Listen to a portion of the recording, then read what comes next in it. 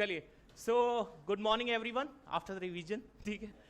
तो I hope your day went well अभी तक का, ठीक है। तो we are going to start this chapter excretory products and their elimination. तो सबसे पहले आपको पता है कि हमने क्या किया था, हमने किया था डाइजेशन। बच्चे जो सबसे पीछे बैठे हैं, क्या नाम है उनका, सर का? बच्चे क्या नाम है आपका? राज, सिमरन वाला राज। अच्छा राज, तुम क्या कर रहे हो फिर? कैसे सिमरन को पकड़ोगे? तुम क्या कर रहे हो? ये किसका फोटो ले रहे हो? क्या है ये बच्चे? कुछ डॉक्यूमेंट फिल कर रहे हो? अच्छा अच्छा अच्छा अच्छा, चलो बाद में कर लेना, ठीक है। राज, अगर तुम ऐसे ध्यान नहीं दोगे तो सिमरन चली जाएगी, उसके बाबूजी फिर कैसे परमिशन देंगे, ठीक है। तो इससे इंपॉर्टेंट अटेंशन, वरना ऐसे लोगों को ना वो बाबूजी को पसंद नहीं आते ऐसे लोग, ठीक है। तो we are starting with this chapter that is excretory products and their elimination. तो आपने ऑलरेडी डाइजेशन का पार्ट किया है, we have taken the food. अब आपने फूड ले लिया, फूड से हमें क्या मिलना है? एनर्जी मिलनी है, ठीक है। और अगर आप देखो, जो आपकी बॉडी है वो एक्चुअली एक केमिकल फैक्ट्री है। कैसी फैक्ट्री है? केमिकल फैक्ट्री है, जिसके अंदर बहुत सारी रिएक्शंस होती रहती हैं, होती हैं कि नहीं, राइट? और उन सारी रिएक्शंस को हम क्या बोलते हैं? What we are calling them? Metabolic reactions या बायोलॉजिकल रिएक्शंस। मतलब अगर आप मोर सोफिस्टिकेटेड, अगर चतुर की डेफिनेशन में बोलोगे तो मेटाबॉलिक रिएक्शंस, राइट। अगर आप रेंचो की डेफिनेशन में बोलोगे तो बायोलॉजिकल रिएक्शंस, मतलब जो भी रिएक्शंस हो रही हैं आपकी बॉडी। इन सारी रिएक्शन से होने के बाद, जैसे आप किसी भी केमिकल फैक्ट्री में आप देखते हो कुछ ना कुछ प्रोडक्ट बनता है, तो हमारी मेटाबॉलिक रिएक्शंस का प्रोडक्ट क्या है? लाइफ। अगर हम देखें, जो हमारी बॉडी है it's a kind of chemical factory, और इस केमिकल फैक्ट्री का जो फाइनल प्रोडक्ट है वो क्या है? हमारी लाइफ है। जैसे मैं एक बहुत बेसिक चीज आपसे पूछ रहा हूं, what is the characteristic of a living organism? कैसे कंफर्म करेंगे कि लिविंग ऑर्गेनिज्म है कि डेड? मेटाबॉलिज्म जब आप बताते हो, जैसे कोई कहता है कि ग्रोथ, ठीक है, तो ग्रोथ तो भाई अगर आप जाओगे, जैसे आप कभी दिल्ली में अगर एंटर करोगे तो एक कूड़े का पहाड़ है, देखा है? कभी भी आगे निकलोगे तो वो बढ़ता ही चला जाता है, थोड़े दिन बाद एवरेस्ट के बराबर हो जाएगा, आई थिंक सो, ठीक है। तो उसकी भी तो अगर आप जैसे डिफाइन करें तो बहुत सारे कैरेक्टरिस्टिक्स हैं जिसकी बेसिस पे आप बोल सकते हो, बट किसी एक कैरेक्टरिस्टिक से आप नहीं बता पाओगे। जैसे ग्रोथ आपने बोला, तो ग्रोथ तो कुछ और भी बढ़ सकता है, साइज हो सकता है बढ़ रहा हो, किसी ने वाटर एब्जॉर्ब कर लिया तो हो सकता है साइज बढ़ गया हो। जैसे आपका दरवाजा होता है, बारिश का टाइम होता है, अगर लकड़ी का दरवाजा है तो it will B imbibing the water और उसका साइज बढ़ जाएगा, right? That is also growth, but हम उसको लिविंग ऑर्गेनिज्म तो नहीं बोल सकते। फिर उसके बाद अगर आपको कोई बोले कि जैसे साइज भी उसी से रिलेटेड हो गया, क्या रिप्रोडक्शन एक लिविंग ऑर्गेनिज्म का कैरेक्टरिस्टिक है? क्यों? क्योंकि रिप्रोडक्शन का प्रोसेस इंपॉर्टेंट इसलिए नहीं है, किसी ऑर्गेनिज्म के सर्वाइवल के लिए जरूरी नहीं है। कि ऐसे नहीं बोलोगे कि लिविंग, जैसे अगर कोई ऐसा कपल है जिसका कोई बेबी नहीं है, तो आप ये थोड़ी बोलोगे कि ओए नॉन लिविंग इंसान कहाँ जा रहा है? मतलब बेचारे के यार, अगर नहीं है कोई बेबी, अगर कोई, तो उसको आप ये नहीं बोल सकते ना कि यार तुम दोनों कपल दोनों नॉन लिविंग हो, ठीक है। तो वो कैरेक्टरिस्टिक उसमें अगर हमें डिफाइन करना होता है तो हमेशा हम किसकी बात करते हैं? मेटाबॉलिक रिएक्शंस की बात करते हैं, कि these are the one, those are the defining characteristic जिसके बेसिस पे आप लिविंग ऑर्गेनिज्म बताते हो। तो हमने बात की कि मेटाबॉलिक रिएक्शन, आपकी बॉडी कैसी है? एक केमिकल फैक्ट्री है, और उस केमिकल फैक्ट्री से कुछ बाई प्रोडक्ट्स निकलते हैं। और जब जैसे कोई भी केमिकल फैक्ट्री होती है तो उसमें बाई प्रोडक्ट्स तो निकलते ही हैं, उसको आपको एक्सक्रीट करना होता है और प्रोडक्ट आप रख लेते हो। तो हमारी मेटाबॉलिक रिएक्शंस का प्रोडक्ट क्या है? लाइफ। और अब जो उसके वेस्ट प्रोडक्ट हैं हम उनके बारे में बात करेंगे इस चैप्टर में, एंड चैप्टर का नाम है excretory products and their elimination, ठीक है। चलिए, ठीक है। तो एक्सक्रीशन, जो एक्सक्रीटरी, अगर आप वेस्ट की बात करें, so we are having the excretory waste. कौन कौन से एक्सक्रीटरी वेस्ट हैं आपके पास? एक्सक्रीटरी वेस्ट कहां कहां से बनते हैं, पहले तो हम वो समझ लेते हैं। एक्सक्रीटरी प्रोडक्ट्स या वेस्ट बनने के अगर आप देखोगे, एक तो है metabolism, we are having the metabolism, जिसके थ्रू हमारे पास क्या बन रहा है? एक्सक्रीटरी वेस्ट बन रहा है। आप जब रिएक्शंस कर रहे हो तभी तो उससे कुछ वेस्ट बन रहा है। दूसरा क्या है? Excess ingestion. पता चला आप गए दोस्त के साथ, मन तो कर रहा था एक समोसा खाने का, लेकिन आपने कहा इसके तो आज वाट लगानी है, सारे पैसे खर्च करा देने, इसकी पॉकेट मनी खत्म कर देनी मुझे। आपने 2 समोसे खा लिए, उसका बजट हिला दिया पूरा। उसे बोलते हैं एक्सेस इंजेक्शन। आपने सब्सटेंसेस ज्यादा ले लिए, राइट? तो 2 तरीके हैं आपके पास। वेस्ट प्रोडक्ट कैसे बनेगा? या तो मेटाबॉलिज्म कर लो, मेटाबॉलिज्म से मतलब these are the kind of reaction जो हमारे लिए इंपॉर्टेंट है। दूसरा इंजेक्शन, आपने सब्सटेंसेस ले रखे हैं, वेस्ट सब्सटेंसेस ही ले रहे हो। वो भैया जो समोसा तल रहे हैं, पता नहीं कि वो 1000 टाइम यूज हुआ है तेल के 2000 टाइम, लेकिन आप फिर भी वो ले रहे हो, उसमें पता नहीं कितने वेस्ट सब्सटेंसेस ले। हमारा कौन सा है? कार्बोहाइड्रेट। लेकिन और भी अगर कोई सब्सटेंस आता है तो हम उसको भी यूज़ कर सकते हैं। तो हमारे पास अगर फैटी एसिड आ गए तो अगर हमें उसको यूज़ करना होगा तो हम इसी सिस्टम में डाल देंगे। किसमें? क्रैब साइकिल वाले में। आपको पता है कि माइटोकॉन्ड्रिया के अंदर क्या पायरुवेट एंटर कर सकता है? नहीं करता ना। किस फॉर्म में करता है एंटर? एसिटाइल कोएंजाइम ए, पता है ना। पायरुवेट जब ग्लूकोज से पायरुवेट बनता है उसको, उस स्टेप को हम बोलते हैं glycolysis. This is part of botany या सेलुलर रेस्पिरेशन भी इसको बोलते हैं। तो ग्लूकोज से आपका पायरुवेट बना, इस प्रोसेस को हमने बोला ग्लाइकोलिसिस। इस ग्लाइकोलिसिस की प्रोसेस में बनने वाला पायरुवेट माइटोकॉन्ड्रिया के अंदर एंटर नहीं कर सकता। उससे पहले ये किस में कन्वर्ट होता है? एसिटाइल कोएंजाइम ए, इस सब्सटेंस में एंटर करता है। और अगर आप फैट को ब्रेक डाउन करोगे, अगर सपोज इसी साइटोप्लाज्म के अंदर फैट ब्रेक डाउन हो जाए, तो फैट के ब्रेक डाउन से भी आप देखोगे तो क्या बनेगा? Acetyl coenzyme A. तो ये बात होगी ना, ये कहाँ एंटर कर जाएगा? यहाँ एंटर, माइटोकॉन्ड्रिया में एंटर कर जाएगा। तो इजी है ना कि हमारे पास एक गेट है जहां से मल्टीपल चीजें एंटर कर सकती हैं। ठीक है, तो आपने फैट को ब्रेक डाउन किया, यहां से भी आपको क्या मिलता है? CO2 और H2O तो मिलेगा, क्योंकि इसके पास भी तो कार्बन हाइड्रोजन तो होता है ना। साथ में इसमें बनती है कीटोन बॉडीज। ठीक है, कीटोन बॉडीज बन गई। अगर आपने फिर प्रोटीन लिया, अगर आप प्रोटीन ले रहे हो तो बताइए क्या बनता है? प्रोटीन ले लिया आपने, इससे प्रोडक्ट क्या बनेगा? Amino acids. Amino acid nitrogenous base compound है। अमाइनो एसिड का आपको फॉर्मूला पता होगा कि C एक साइड क्या होता है? NH3, और दूसरे साइड क्या होता है? CO माइनस, मतलब इसको आप NH3 प्लस कर सकते हो। ठीक है, और ये हो गया CO माइनस, और दोनों साइड क्या होते हैं? RR होते हैं। इसका ये अमाइनो एसिड का जनरल फॉर्मूला है। कितने अमाइनो एसिड होते हैं टोटल? सेल के अंदर कितने अमाइनो एसिड होते हैं? बहुत इंपॉर्टेंट चीज बता रहा हूं आपको आज। सेल के अंदर कितने अमाइनो एसिड होते हैं टोटल? टोटल होते हैं अराउंड 300। ठीक है, लेकिन इंपॉर्टेंट बात यह है कि उन 300 अमाइनो एसिड में बस 20 ऐसे होते हैं जो प्रोटीन्स में इन्वॉल्व होते हैं बनाने में। ठीक है, अगर आप टोटल अमाइनो एसिड्स की बात करें तो हमारे पास अप्रोक्सीमेटली 300 अमाइनो एसिड्स होते हैं एक सेल के अंदर। उसमें से आप प्रोटीन बनाने में जो यूज कर रहे हो, मतलब आपके पास जैसे मान लो कि बहुत सारे लेटर्स हैं, लेकिन हमें वर्ड्स किससे बनाने? 26 लेटर्स है। मे बी हो सकता है किसी लैंग्वेज के और दूसरे सारे लेटर्स हो, आप बोलोगे नहीं मैं इसमें इंक्लूड कर लेता हूँ, वो पॉसिबल नहीं है। अगर आपको प्रोटीन बनाना है तो आपको 20 अमाइनो एसिड से बनाना होगा। ठीक है, हैं तो आपके पास 300, लेकिन कौन से आप यूज कर रहे हो? बस 20 यूज कर रहे हो। उन 20, तो इसीलिए मोस्टली हमें याद रहता है कि अमाइनो एसिड कितने होते हैं? 20 होते हैं। लेकिन अगर आपसे ओवरऑल पूछा जाए तो आप इस कॉन्सेप्ट को याद रखिएगा कि सेल के अंदर 300 होते हैं, लेकिन प्रोटीन बनाने में बस हम 20 यूज करेंगे। ठीक है, जैसे हमारी आर्मी में जब रिक्रूटमेंट होता है तो सारे लोगों को रिक्रूट तो कर लिया, लेकिन जिनको हमें ब्लैक कैट कमांडो बनाना है या किसी एक स्पेशल मिशन के लिए भेजना है, वो सिलेक्टिव होगा ना, कुछ ही लोगों को सिलेक्ट करेंगे। तो 300 अमाइनो एसिड्स में से हम 20 को सिलेक्ट करते हैं जो हर एक प्रोटीन का पार्ट हो सकते हैं। उनके अलावा कोई भी नेचुरल प्रोटीन किसी दूसरे अमाइनो एसिड से नहीं बनेगी। ये भी एक तरीका है, अगर आपसे पूछा जाए कोई आर्टिफिशियल प्रोटीन और नेचुरल प्रोटीन में फर्क बताइए कैसे करेंगे। ठीक है, तो हमारे पास जितनी भी नेचुरल प्रोटीन्स होती हैं, जैसे क्योंकि आप प्रोटीन आज के टाइम में लैब में भी बना सकते हो। ठीक है, आप लैब में ये सारी प्रोटीन्स बना सकते हो। तो जब आपको अगर पूछा जाए कि आप बताओ कि आर्टिफिशियल प्रोटीन और नेचुरल प्रोटीन में कैसे डिफरेंस करोगे, तो आप बोल सकते हो कि जो 20 नेचुरल अमाइनो एसिड्स है उससे बना जो प्रोटीन होगा उसको तो हम बोलेंगे नेचुरल प्रोटीन, और अगर कोई आर्टिफिशियल प्रोटीन होगा तो ऑब्वियसली उसमें अमाइनो एसिड इन 20 से अलग नहीं होगा।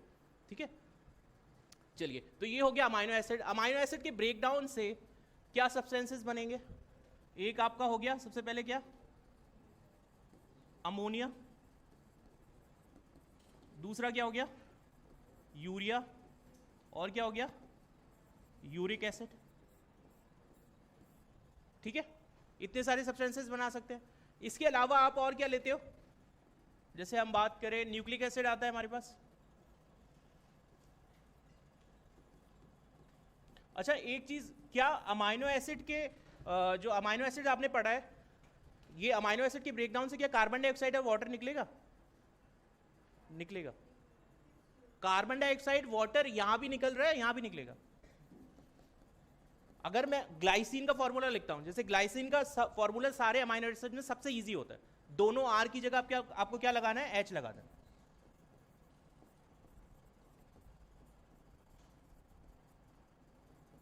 ठीक है, ये क्या हो गया, ग्लाइसिन का फॉर्मूला हो गया। इस ग्लाइसिन के फॉर्मूले को हम लगा रहे हैं, तो इसमें आप देख रहे हो कार्बन भी तो है ना, और हाइड्रोजन भी है।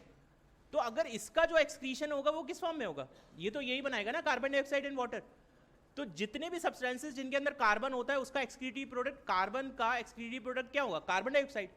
हाइड्रोजन अगर किसी कंपाउंड के अंदर होगा तो उसका एक्सक्रीटिव प्रोडक्ट क्या होगा, H2O। आपको बस ये पता होना चाहिए जो एलिमेंट्स हैं उनका एक्सक्रीटिव प्रोडक्ट के फॉर्म में किस फॉर्म में होंगे वो। जैसे अगर कार्बन है तो आपसे पूछा जाए इसका एक्सक्रीटिव प्रोडक्ट किस फॉर्म में होगा, तो आप बोलोगे हमेशा CO2। अगर हाइड्रोजन है तो उसका आप क्या बोलोगे, H2O। अगर आपसे बोला जाता है कि भाई नाइट्रोजन के बताइए, तो नाइट्रोजन के पास आपके बहुत सारी कंपाउंड आ जाते हैं। जैसे अभी मैं वो लिख देता हूँ कि कौन कौन से आएंगे। जैसे आपने 2-3 तो पढ़ी ली है यहाँ, अमोनिया, यूरिया, यूरिक एसिड। इसके अलावा क्या हो सकता है, जैसे हम न्यूक्लिक एसिड के बारे में बात कर रहे थे, तो न्यूक्लिक एसिड के पहले तो आप कंपोनेंट बताइए क्या क्या बनता है, क्या क्या होता है उसमें। नाइट्रोजनस बेस होते हैं, और क्या होता है, शुगर होती है, और क्या होता है, फॉस्फेट होता है, PO4-3। ठीक है, ये सारे कंपोनेंट होता है। तो इस कंपोनेंट के अगर आप ब्रेक डाउन करते हो तो आपको वही अगेन यूरिया, यूरिक एसिड, और क्या हो गया, अमोनिया, उसके अलावा beta alanine, allantoin, all these are the substances जो किसके ब्रेकडाउन से मिलेंगे, न्यूक्लिक एसिड के। क्योंकि आपके पास, आपको पता है कि इस नाइट्रोजनस बेसिस में भी, ये देखिए आप याद रखिए, ये आप बॉटनी में जब पढ़ोगे ना तो वहां सर को एडवांस में आंसर दे देना। नाइट्रोजनस बेसिस आपसे पूछे जाएंगे। अभी जब आप मॉलिक्यूलर बेसिस ऑफ इनहेरिटेंस पढ़ोगे तो कितने टाइप के होते हैं, प्यूरीन्स और प्यूरीन्स एंड पायरिमिडीन्स। पायरिमिडीन्स बताइए कौन कौन से हैं,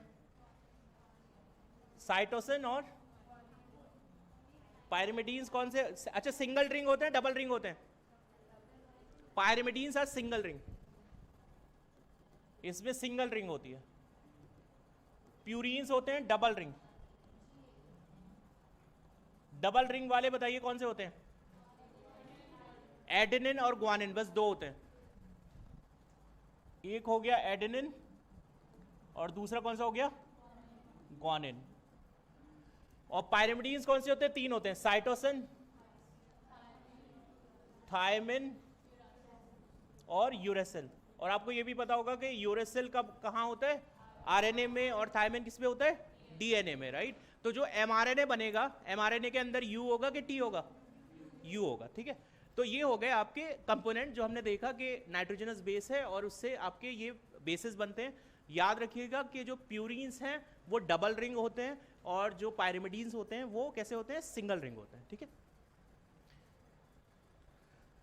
अब हम देख लेते हैं कि अलग अलग तरीके के हमारे पास एनिमल्स हैं जिनके अंदर on the basis of the excretory product we have classified them, और उनका नाम क्या होता है उनके बारे में बात कर लेते हैं। तो nature of nitrogenous waste formed and their excretion very among different organism. उसमें सबसे पहले हम देखते हैं अमोनिया वाले। आपको टॉक्सिसिटी के अगर बारे में बात करें तो सबसे ज़्यादा टॉक्सिक होता है अमोनिया, उससे कम होता है यूरिया, और सबसे कम होता है यूरिक एसिड, ना के बराबर टॉक्सिक होगा, ठीक है। तो अमोनिया, यूरिया और uric acid, these are the 3 substances जो हमारे कैसे हैं, एक्सक्रीटिव प्रोडक्ट हैं। और उसके बेसिस पे हमने एनिमल्स को भी क्या डिवाइड कर रखा है, जो यूरिया एक्सक्रीट करेगा वो जो है अमोनोटैलिक हो गया, जो यूरिया करेगा वो यूरियोटैलिक हो गया, और जो यूरिक एसिड कर रहा है वो यूरिकोटैलिक हो गया, राइट। तो अब इसमें देखते हैं अमोनोटैलिक कैसे होते हैं, mostly aquatic insects, bony fishes और एक्वेटिक एम्फीबियंस, ठीक है। इनके अंदर आप देखोगे टॉक्सिसिटी एंड वाटर जो होता है वो टॉक्सिसिटी एक तो मैक्सिमम होती है और इसके लिए वाटर का अमाउंट बहुत चाहिए होता है। तो सपोज अगर कोई फिश रह रही है पानी में, क्या उसको पानी वाटर की कमी है, नहीं है ना, बहुत सारा पानी है भाई, डाल दो सारा का। अगर सपोज कोई कंपनी सी के बीचों बीच में बनी है, मान लो ऐसा आपने कोई बेस बना के उसको खड़ा कर दिया, क्या उनको कोई प्रॉब्लम है कि यहाँ तो जैसे अगर आपने दिल्ली में बनाया, यमुना है, अगर यहाँ कोई फैक्ट्री बनेगी तो उसमें बैन लग जाएगा कि यार एक ही तो रिवर है जिससे सारे लोग कंज्यूम कर रहे हैं वाटर, उसमें आप तुम टॉक्सिसिटी कर रहे हो। आप कंसीडर करें कि इतने बड़े सी के अंदर आपको पता है 78% पूरे अर्थ के ऊपर अगर देखें तो पानी पानी है, वहाँ आप जाके एक फैक्ट्री आपने डाल दी, तो उनको तो वाटर की कोई कमी नहीं है। सिमिलरली तो जो वाटर में रहने वाले ऑर्गेनिज्म है, आप देखो एक्वेटिक इंसेक्ट हो गए, बोनी फिशेज हो गई, और उसके अलावा जो एक्वेटिक एम्फीबियंस हैं उनके अंदर मैक्सिमम टॉक्सिसिटी होती है किसकी वजह से, यूरिया की वजह से, और अमाउंट ऑफ वाटर भी कैसा चाहिए होता है, मैक्सिमम चाहिए होता है, ठीक है।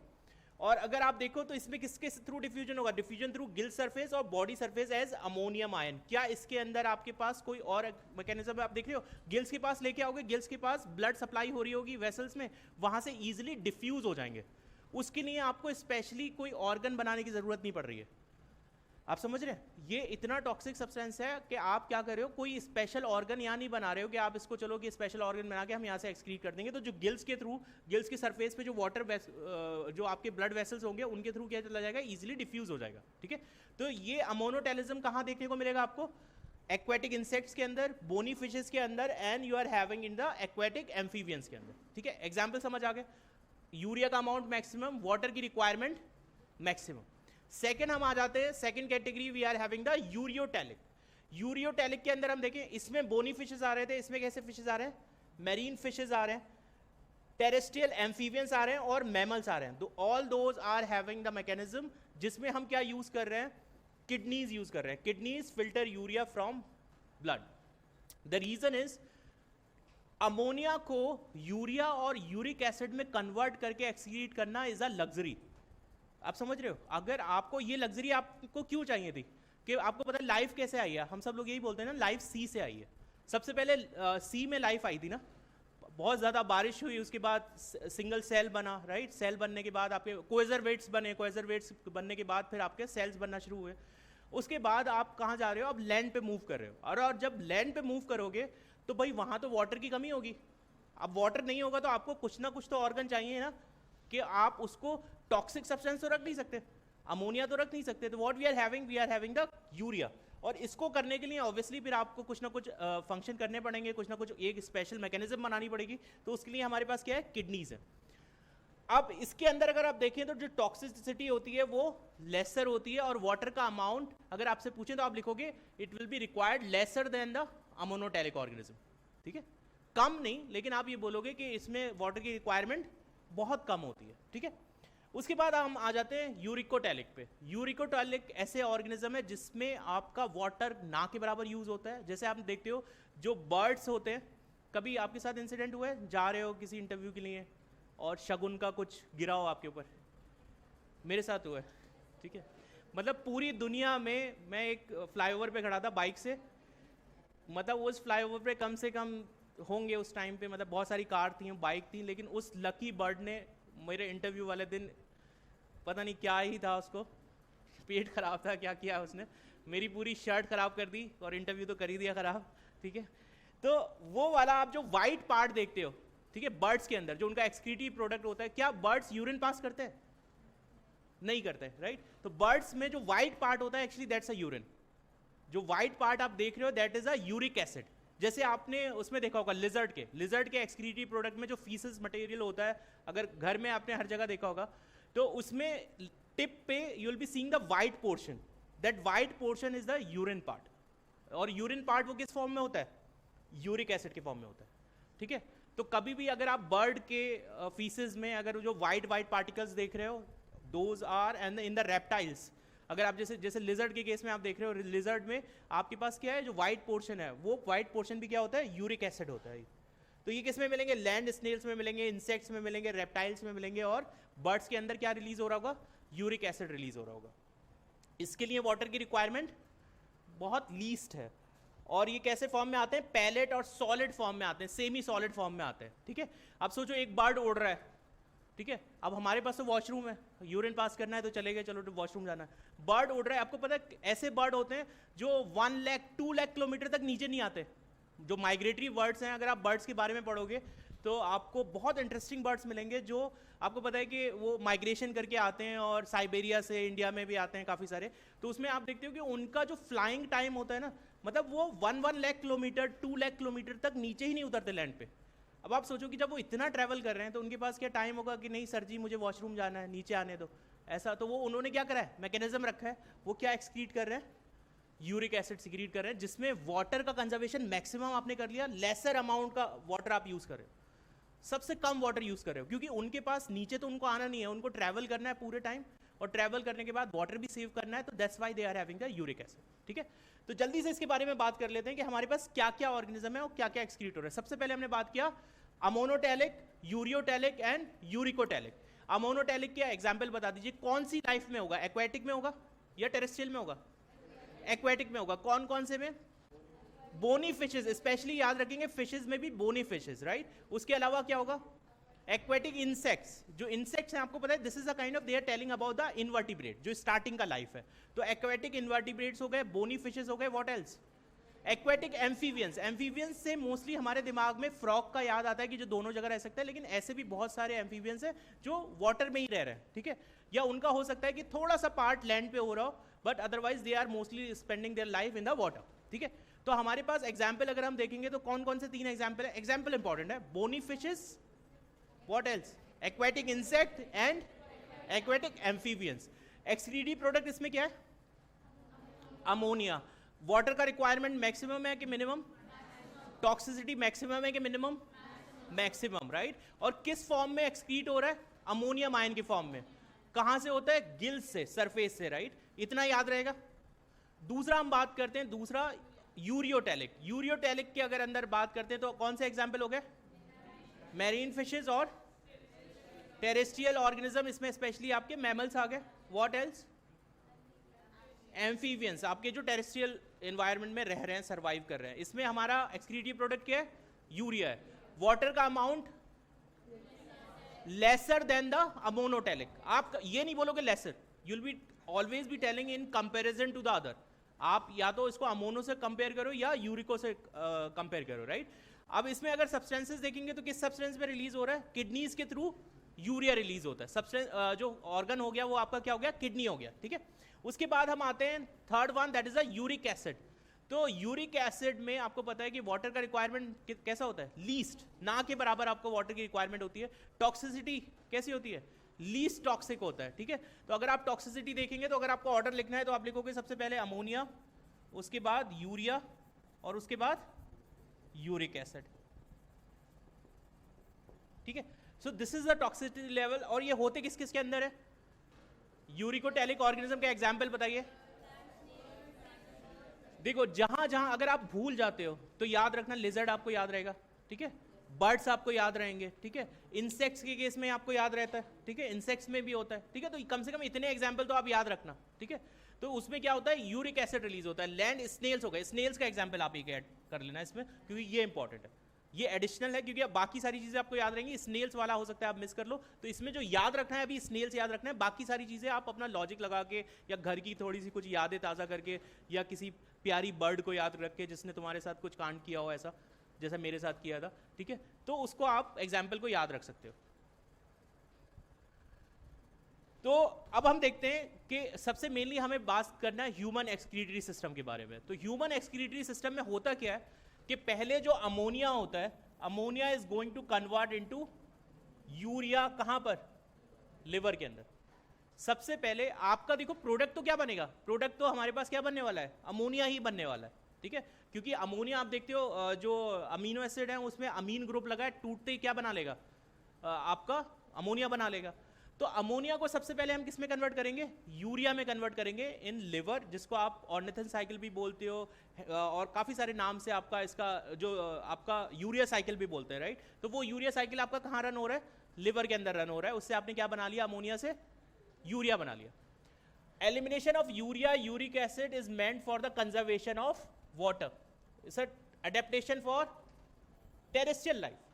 ठीक है, आपका जो आप यूरिया बना रहे हो या यूरिक एसिड बना रहे हो, दिस इज फॉर, अगर आपसे पूछा जाए 4 ऑप्शन दे दी जाए कि इसका क्या रीजन है, क्यों कर रहे हैं ऐसा, तो this is for conservation of water. आपको टेरेस्ट्रियल लाइफ पे आए तो कंजर्वेशन चाहिए वाटर का, लेकिन अगर आप उड़ने लगे, ठीक है, अगर कोई प्लेन में उड़ के जा रहा है और उनकी लिमिटेड इन्वेंट्री होती है, जब प्लेन में आप जाते हो, अब कोई ऐसा कहे कि नहीं मुझे तो पानी पीते रहना है, हो सकता है उन्होंने 50 बॉटल रखे हैं, ठीक है, तो आप उससे ज़्यादा थोड़ी ले सकते हो। हवा में तो नहीं आएगा, प्लेन नीचे लैंड करेगा, पहले नहीं बॉटल लेके जाए पानी की, तो लिमिटेड इन्वेंट्री होती है। तो उस केस में आपको क्या करना है? यूरिक एसिड रिलीज करोगे तो कंजर्वेशन और ज़्यादा बढ़ जाएगा। ठीक है, kidneys do not play significant role in what? Removal of ammonia. ये इंपॉर्टेंट है, अगर आपसे पूछे, ये आ सकता है कुछ, अगर उनको आपको फंसाना होगा किसी क्वेश्चन में तो वो इसमें फंसा लेंगे।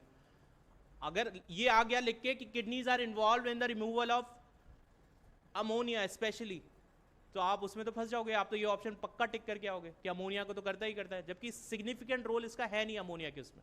ठीक है, मेनली अगर आप देखोगे तो ये क्या कर रहा है, पहले अमोनिया को किस में कन्वर्ट करेगा, यूरिया में कन्वर्ट करेगा, then it will be excreting it, right.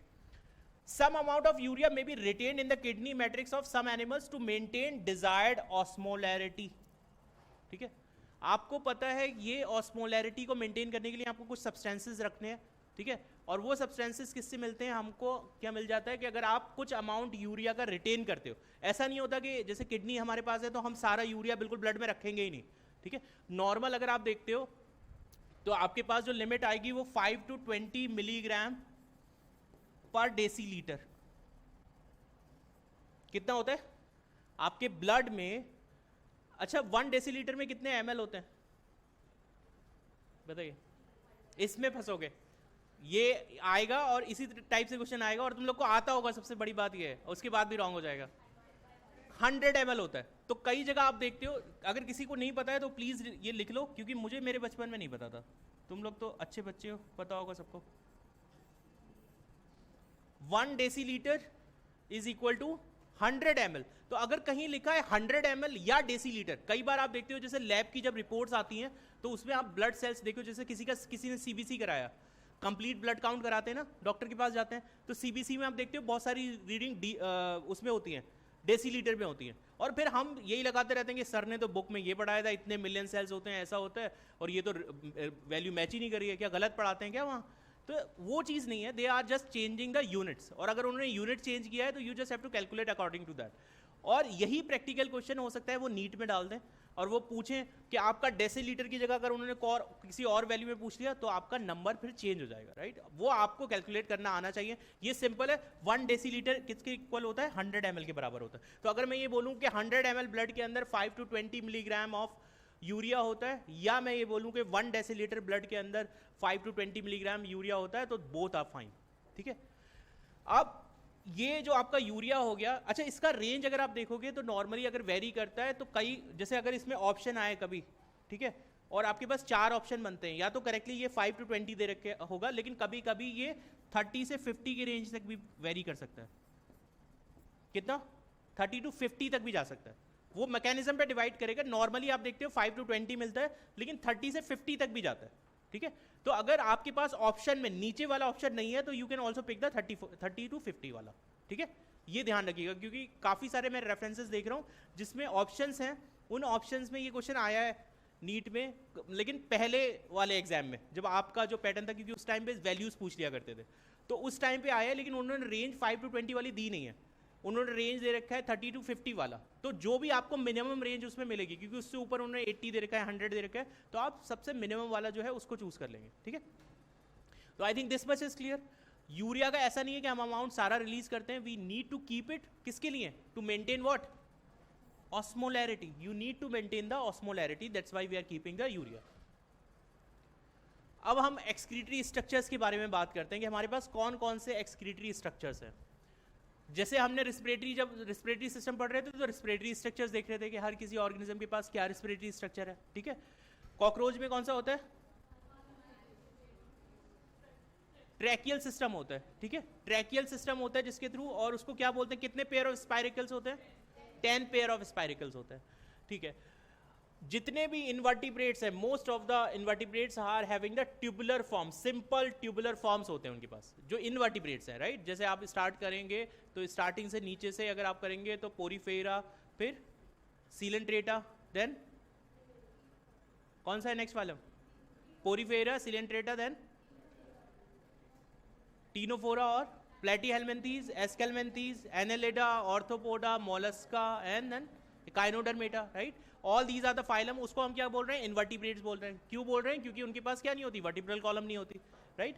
So vertebrates के अंदर क्या होता है? कॉम्प्लेक्स ट्यूबुलर ऑर्गन्स होते हैं। अगर आप देखिए किडनी के अंदर भी तो बहुत सारी ट्यूब्यूल्स ही है ना, किडनी के अंदर भी क्या है? 1 मिलियन नेफ्रॉन्स है, इसीलिए उसको भी क्या बोल रहे हैं? एक ट्यूबुलर स्ट्रक्चर से बना कॉम्प्लेक्स यूनिट, वो क्या है?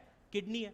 यही तो इवोल्यूशन हुआ। पहले आपके पास सिंपल ट्यूबुलर फॉर्म थे, और उसके बाद जब आपने उन सबको मिला लिया तो उससे आपने क्या बना लिया, किडनी बना लिया। अगर आप किडनी का भी सेक्शन देखोगे माइक्रोस्कोप के अंदर तो उसके अंदर भी आपको क्या दिखेगा, ट्यूब लाइक स्ट्रक्चर दिखेंगी जैसे कि इन्वर्टिब्रेट में दिखती हैं, राइट।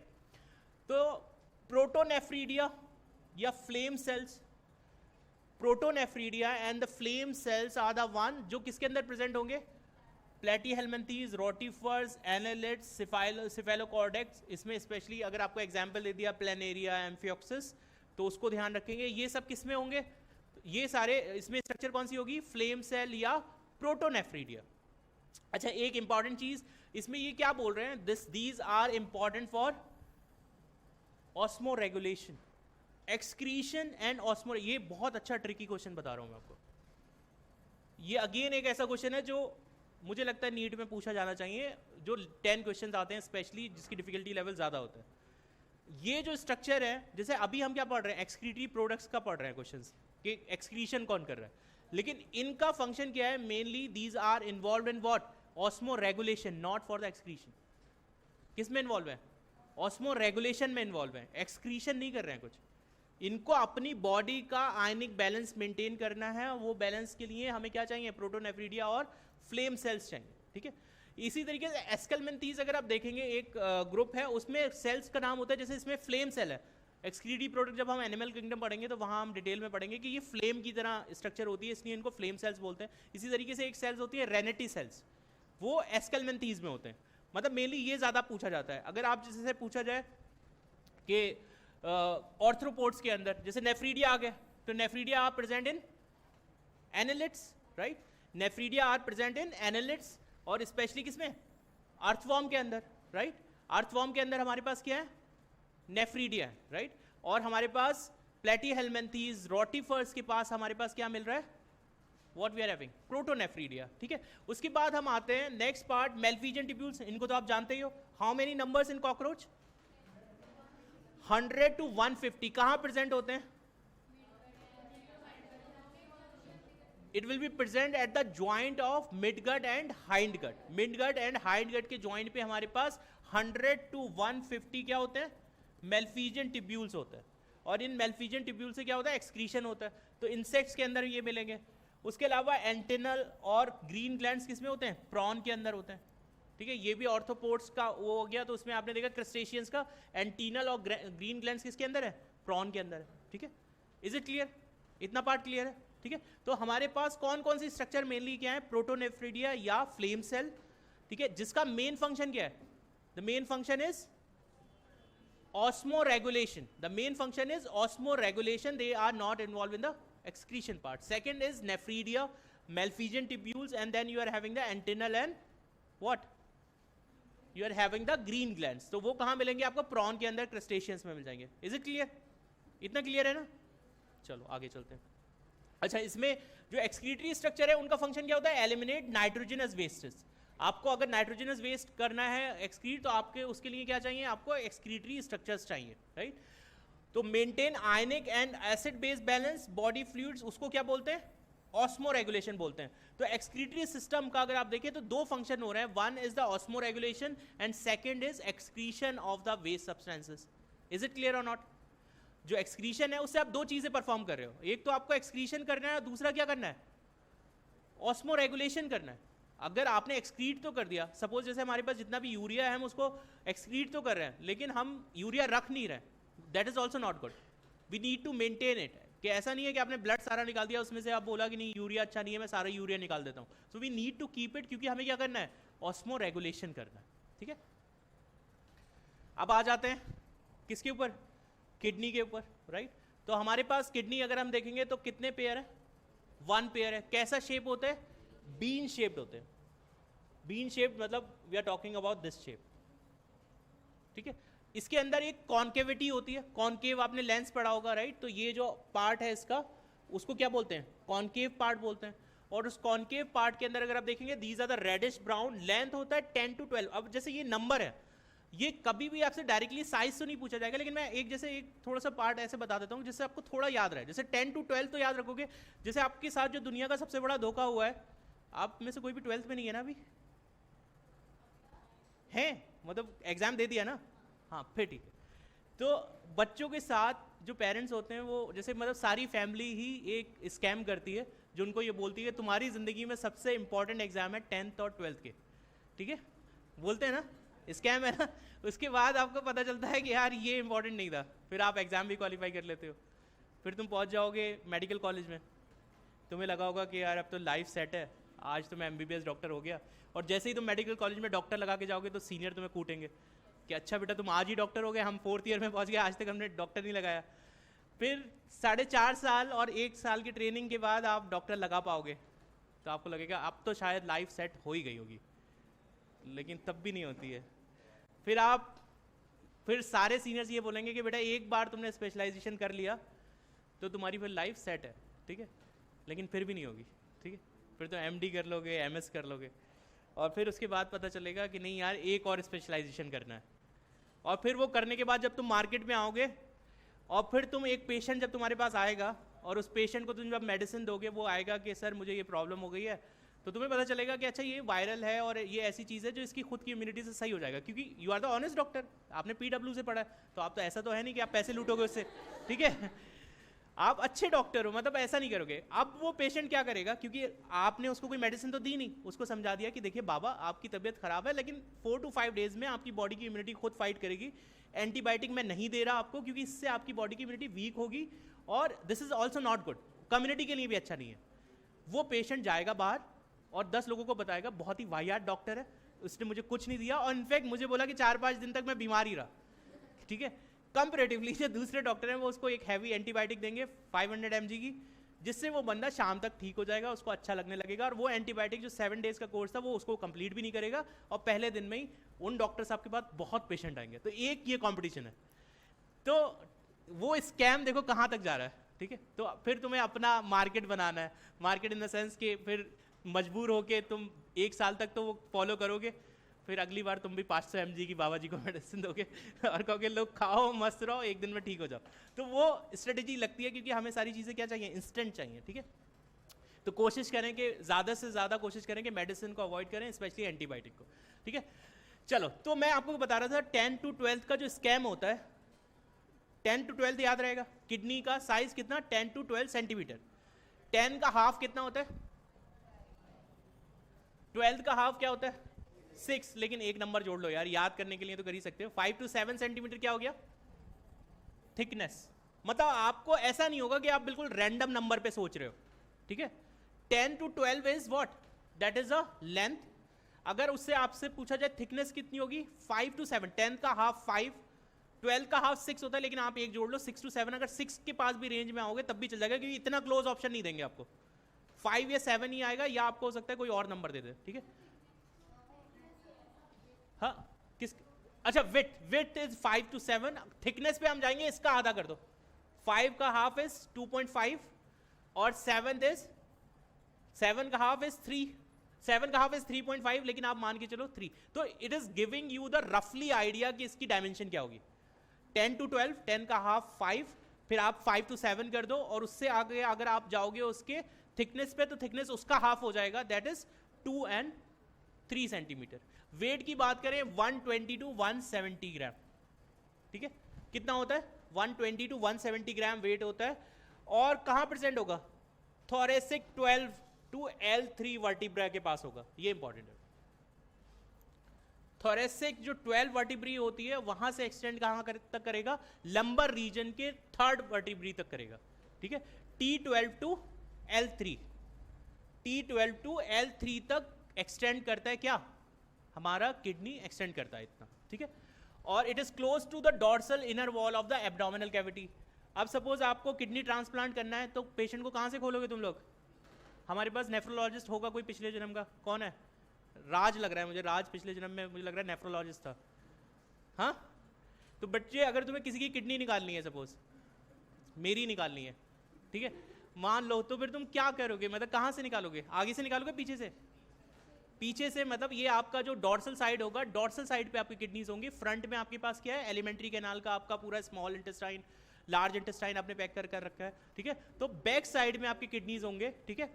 तो डॉर्सल साइड में आपका अटैच क्या होता है, किडनी होता है। किडनी का साइज अगेन, लेंथ कितना 10 to 12, विड्थ कितनी 5 to 7, थिकनेस कितना 2 to 3, आई थिंक याद रहेगा। 10 to 12 वाला स्कैम याद रखना, बाकी आपको डायमेंशन याद रहेगी। प्रेजेंट कहाँ होता है, डॉर्सल साइड पे प्रेजेंट होता है, ठीक है। इसके पास अगर आप देखें तो आपके पास 1 पेयर ऑफ किडनी हो गया, आप देख सकते हो this is 1 pair of kidney we are having. इसमें एक कॉन्केविटी आप देख रहे हो, this is a concavity we are having. इस कॉन्केविटी के अंदर क्या एंटर कर रहा है, ब्लड वेसल्स एंटर कर रही है, ठीक है, लिम्फेटिक वेसल्स एंटर कर रही हैं, आप देखते हो। और आपके पास क्या कर रहा है, नर्व भी अगर एंटर कर रहा है तो यहीं से करेगा। कौन से, इस पोर्शन को क्या बोलते हैं, इसका नाम बताइए, हाइलम, ठीक है। इस प्लेस को, इस कॉन्केविटी को, जिस प्लेस से आपका यूरेटर एंटर कर रहा है, ब्लड वेसल्स एंटर कर रही हैं, उस प्लेस को हम क्या बोलते हैं, हाइलम बोलते हैं, ठीक है। सो उसके बाद आप देखते हो इस किडनी से जो स्ट्रक्चर निकल रही है, जो भी आपका एक्सक्रीटरी प्रोडक्ट होगा वो किसके थ्रू आएगा, यूरेटर्स के थ्रू आएगा, ठीक है। तो यूरेटर्स के थ्रू जब ये आ रहा है तो आप देखते हो ये यूरेटर्स में आ गया, और यूरेटर्स में आके कहाँ स्टोर हो जाएगा, यूरिनरी ब्लैडर में स्टोर हो जाएगा, और फाइनली यूरेथ्रा के थ्रू रिलीज हो जाएगा, राइट। यूरेथ्रा आप देखते हो मेल के अंदर तो लेंथ ज्यादा होती है, अराउंड 20 सेंटीमीटर के अराउंड लेंथ होती है मेल में, ठीक है। मेल के अंदर अगर आप देखेंगे तो इसका लेंथ होगा अराउंड 20 सेंटीमीटर, फीमेल में इसका लेंथ होता है 4 सेंटीमीटर। यूरेथ्रा का लेंथ फीमेल में 4 सेंटीमीटर और मेल के अंदर 20 सेंटीमीटर। अब हम इसके बारे में थोड़ा सा बात कर लेते हैं किडनी में। अगर हम देखें जो यूरेटर है इसके पास क्या होते हैं, स्ट्रेच रिसेप्टर होते हैं, और एक स्पेशल इपिथेलियम अगर आप देखेंगे वो इस पे यूरिनरी ब्लैडर में आएगा। अच्छा, तो ये स्टोर क्या करता है, यूरिन स्टोर करता है, will voluntary signal from CNS carrier we are having for releasing it. आपके पास क्या है, you are getting a signal, आपके पास सिग्नल आएंगे whenever you are having the urge, क्योंकि हमारे बॉडी पार्ट्स में क्या होते हैं, रिसेप्टर्स होते हैं जो कॉन्सेंट्रेशन सेंसिटिव हैं। आप देखो कि ऊपर वाले ने कितना अच्छे से डिज़ाइन किया है। जैसे आपके घर में अगर आपने वाटर टैंक रखा होगा तो उसमें ना कुछ लोग सेंसर लगा देते हैं, उससे फिर वो बोलने लगता है पानी की टंकी भर गई है, और इतना सोने वालों का जीना हराम कर देते हैं कि पानी की टंकी भर गई है, आप इसको बंद कर दो। वही सेंसर हमारे भी लगे हैं, तो वही आवाज़ जाती है ब्रेन तक कि पानी की टंकी भर गई है, now it's required to release it, right. और अच्छा, एक इंपॉर्टेंट चीज़ जो बहुत कॉमन है, जैसे हमारे यहाँ जो यूरिनल्स होते हैं वो मेल के लिए ज़्यादा होते हैं, और मेल कुछ शर्म तो होती नहीं है, वो तो कहीं भी यूरिन पास करने के लिए रुक जाते हैं, ठीक है। बट फीमेल के केस में क्योंकि यूरिनल्स ऐसे होते नहीं है, उसकी वजह से जो रिसेप्टर्स होते हैं, जो आपके स्फिंक्टर्स होते हैं, वो ख़राब हो जाते हैं। तो अगर whenever you are having the urge to pass the urine, so please do it।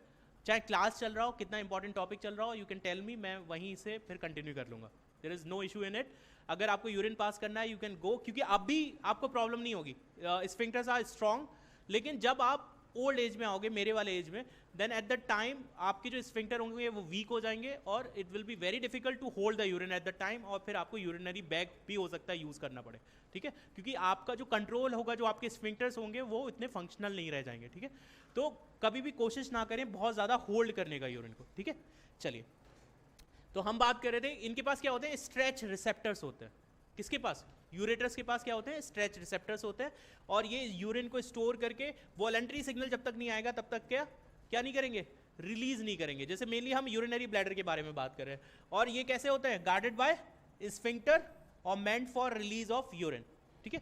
Specially ये जो आप देख रहे हो, this is for the urinary bladder, जो आपका फंक्शन की हम बात करें कि इसके पास स्ट्रेच रिसेप्टर्स है। अच्छा, एक इसमें स्पेशल इपिथेलियम होती है, उसका नाम होता है ट्रांजिशनल इपिथेलियम। कौन सी इपिथेलियम है,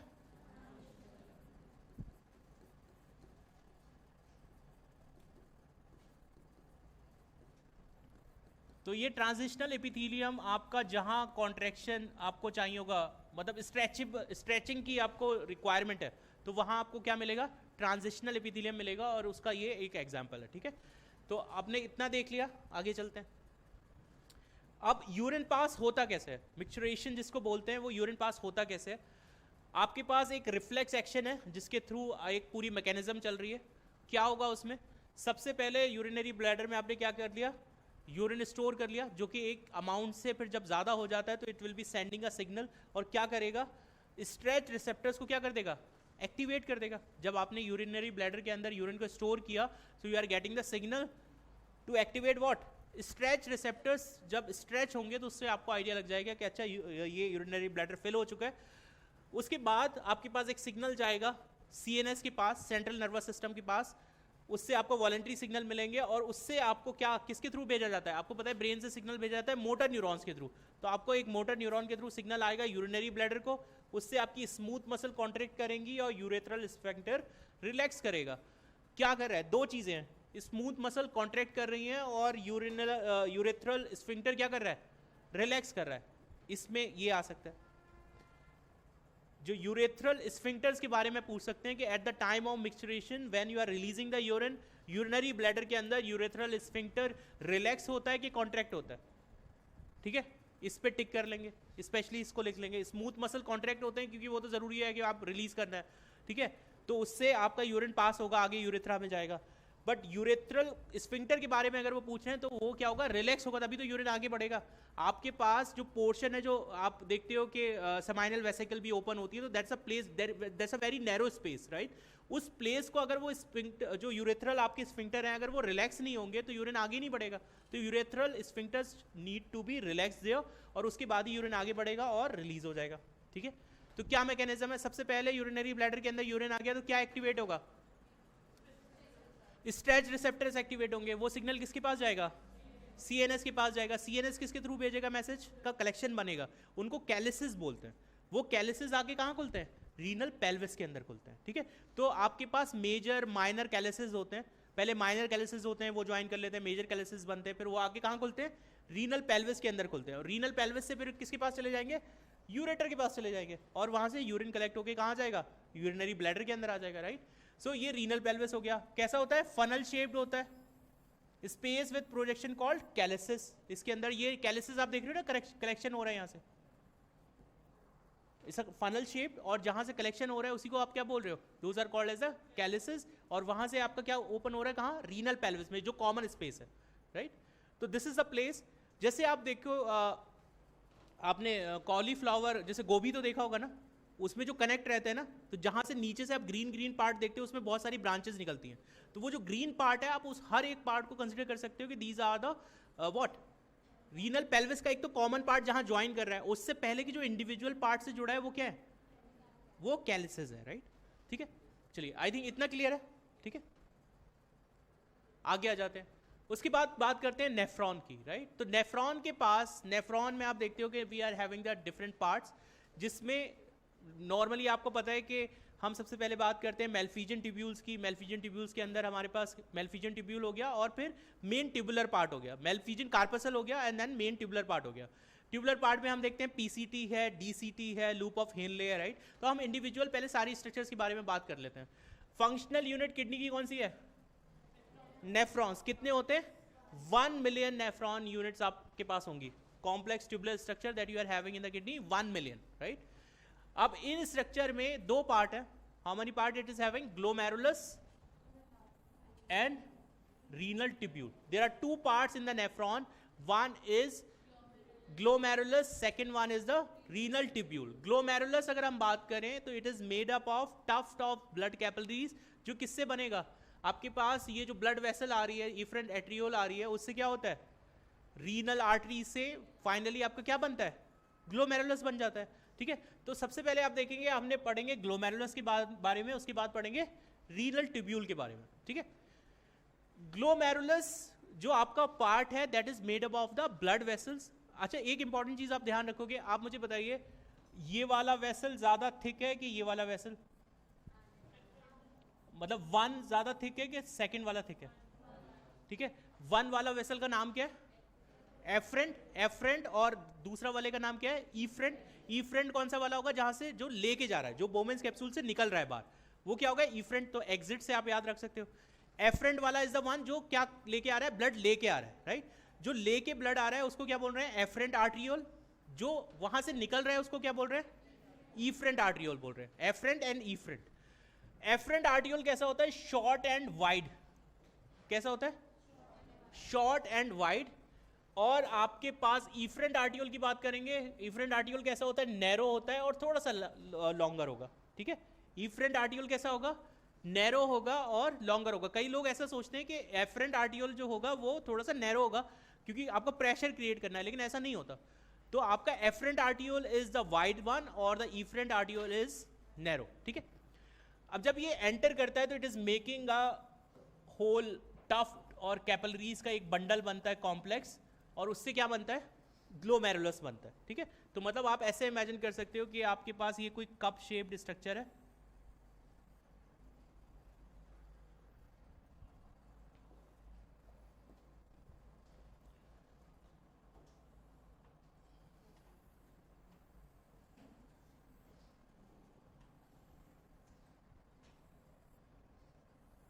ये आपका क्या है,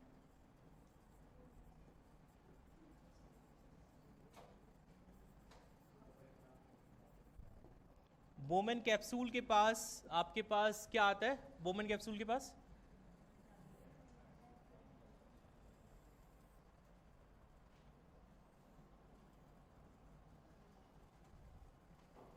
इस वेसल का नाम बताइए क्या है,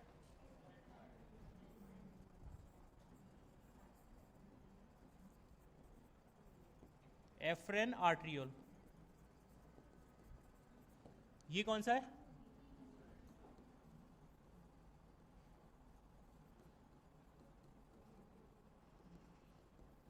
अब इसके अंदर ये क्या करता है,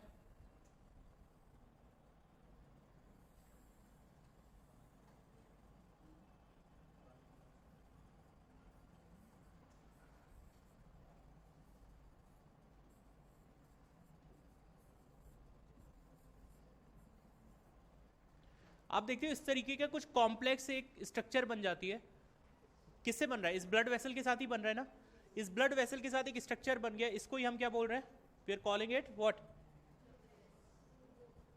दिस इज व्हाट, ग्लोमेरुलस। ठीक है, किससे बना, एफरेंट आर्टियोल से, और ये एफरेंट आर्टियोल कहां से आ रहा होता है, रीनल आर्टरी। जो रीनल आर्टरी आ रही है, रीनल आर्टरी जब स्मॉल एफरेंट आर्ट्रियोल में चेंज होगी, मतलब आपको पता है आर्टरीज जब और ज़्यादा छोटी हो जाती है तो उनको आर्ट्रियोल्स बोलते हैं। तो आर्ट्रियोल्स में ये we are having the afferent arteriole, जो कहाँ एंटर कर रहा है, बोमेन कैप्सूल के अंदर एंटर कर रहा है। बोमेन कैप्सूल से जो लीव कर रहा है that is a efferent arteriole. इस ग्लोमेरुलस के अंदर आपके पास जो ब्लड आ रहा है उसका अभी क्या होना है, फिल्ट्रेशन होना है। ठीक है, तो अब इस फिल्ट्रेशन के बारे में बात करते हैं थोड़ा, क्या होता है। अच्छा, इन दोनों को मिला के क्या बोलते हैं, glomerulus plus Bowman capsule, Malpighian corpuscle. Renal capsule भी बोल सकते हैं या मेल्फिजियन कार्पसल भी बोल सकते हैं, रीनल कैप्सूल या यस बच्चा, किसके अंदर, हेपेटिक पोर्टल वेन, तो हम वो आपका डाइजेस्टिव सिस्टम से आप लिवर कनेक्ट कर रहे होते हैं। ठीक है, तो इसके अंदर अगर आप देखोगे तो हमारे पास एफरेंट आर्ट्रियोल आ गया, उससे क्या बन गया, ग्लोमेरुलस बन गया। अब ये ग्लोमेरुलस क्या है, यहाँ से क्या होगा, फिल्ट्रेशन होगा, आपका जो भी ब्लड आया है उसका फिल्ट्रेशन होना है। अब मुझे बताइए क्या क्या फिल्टर कर सकते हैं इसमें, क्या क्या फिल्टर होगा बच्चे यहाँ से, और क्या क्या बच के जाएगा, बताओ, ग्लूकोज आएगा कि नहीं आएगा, amino acids, vitamins, hormones, electrolytes, ये सारा कहाँ आ रहा है, अल्टीमेटली आप ये बोल सकते हो यहां। अच्छा, जो स्ट्रक्चर बनेगा, जो फिल्ट्रेशन आएगा उसको क्या बोलेंगे, ग्लोमेरुलर फिल्ट्रेट। सब लोग अग्री करते हैं कि नहीं करते, ठीक है।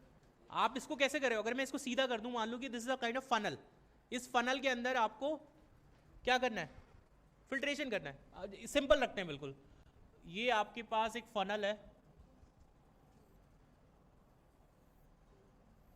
और ये आपकी ट्यूब है, ठीक है।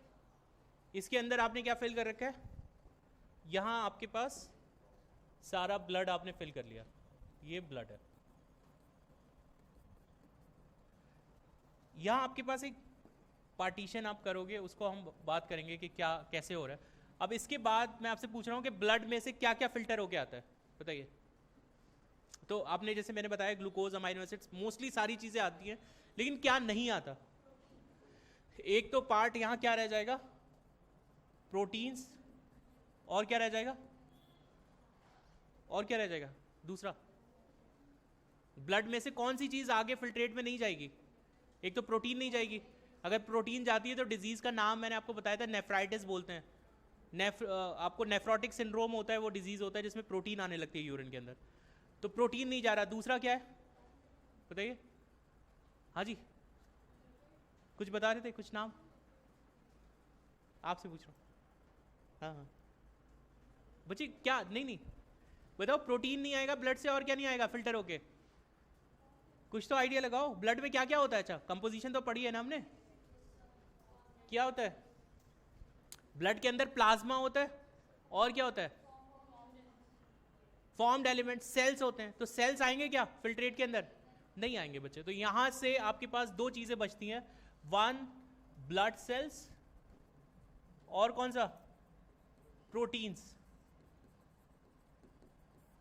तो आपसे ये पूछा जाएगा कि ग्लोमेरुलर फिल्ट्रेट एक्चुअली है क्या, तो आप क्या करो, ब्लड में से अगर मैं माइनस कर दूं क्या, प्रोटीन्स प्लस ब्लड सेल्स, तो ये क्या बनाएगा? जीएफ, गर्लफ्रेंड नहीं, ग्लोमेरुलर फिल्ट्रेट। लड़के तो बड़ा जल्दी खुश होंगे, अच्छा ये ऐसा करने से गर्लफ्रेंड बन जाएगी। ऐसे नहीं बनेगी, उसके लिए एग्जाम निकालना पड़ेगा। सो ग्लोमेरुलर फिल्ट्रेट इज कि आपको ब्लड में से माइनस क्या करना है? प्रोटीन। देखो राज खुश हो गया, सिमरन की याद आ गई इसको। So blood minus protein and blood cells, अगर आप इसको माइनस करेंगे तो क्या बनेगा? Glomerular filtrate, right. अगर मैं पूछूं कि प्लाज्मा में से क्या माइनस करेंगे? क्लॉटिंग फैक्टर माइनस करेंगे तो सीरम बनेगा। ग्लोमेरुलर फिल्ट्रेट को कैसे करेंगे? प्लाज्मा में से क्या कम होता है? प्लाज्मा में से प्रोटीन माइनस कर दो, वो भी तो किसके बराबर होगा? ग्लोमेरुलर फिल्ट्रेट के बराबर होगा कि नहीं? पक्का? जोर से बोलो। क्या? जय माता दी। मिल के बोलो। उसके बाद लेकिन ये बोल दो कि GF is equal to what? Blood minus. वैसे ये तो रियल में भी हो सकता है, अगर गर्लफ्रेंड बनाओगे तो सारी प्रोटीन चली जाएगी तुम्हारी, सब जितना कंटेंट है ब्लड सेल्स तो फिर कम हो जाएंगे, तो अभी नहीं बनाना है, ठीक है। तो जीएफ याद रखना कि मतलब ग्लोमेरुलर फिल्ट्रेट है, गर्लफ्रेंड नहीं है। Blood minus protein and blood cells. लेकिन अगर प्लाज्मा की बात करेंगे तो क्या? प्लाज्मा में से क्या निकालना है? बस प्रोटीन निकालना है। That is also equal to glomerular filtrate, right. अब यहां से ये सारी चीजें कहां पहुंच गई? दिस इज द वन, ये जो ट्यूब के अंदर आ गया, राइट। ये ट्यूब के अंदर आ गया। इस ट्यूब का नाम क्या है? इस ट्यूब का क्या नाम होता है? PCT.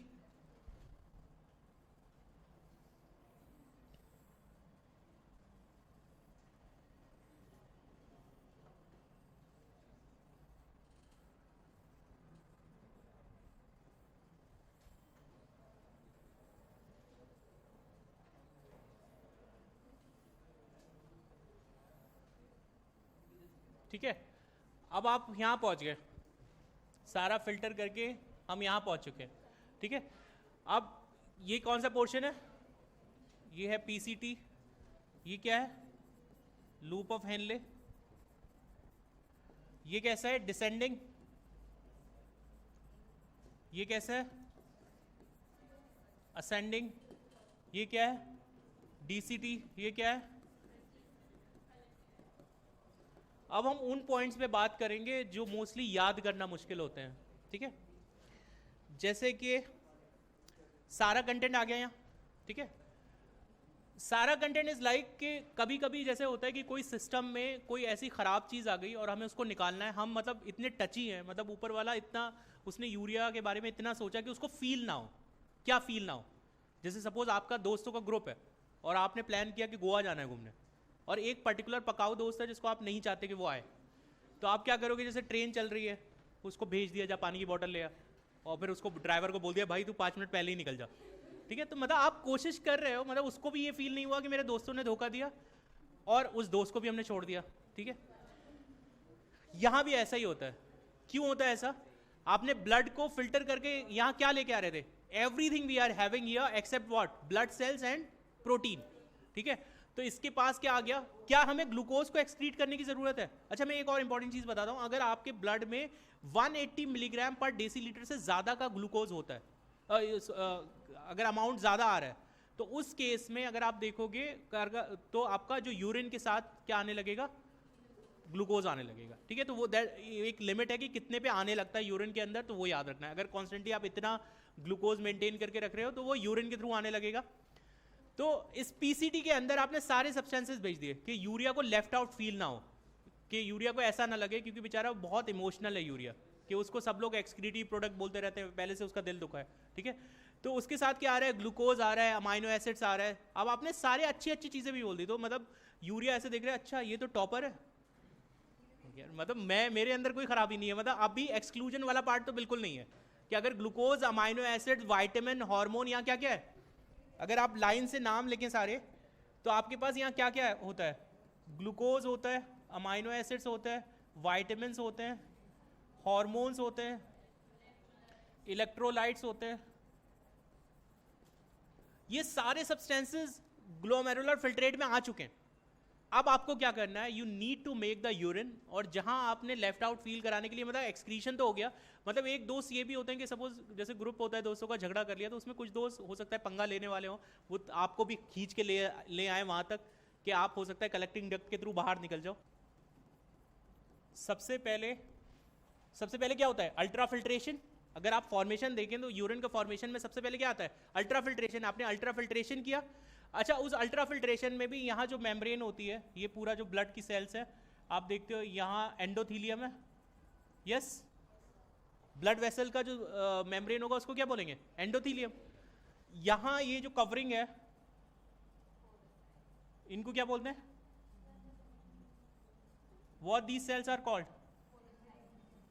Podocytes. These podocytes are going to make the spaces जहां से फिल्ट्रेशन हो रहा है, और इसके थ्रू क्या नहीं जाएगा, बस प्रोटीन्स नहीं जाएंगी और ब्लड सेल्स नहीं जाएंगी, बाकी सारी चीजें पास हो जाएंगी, ठीक है।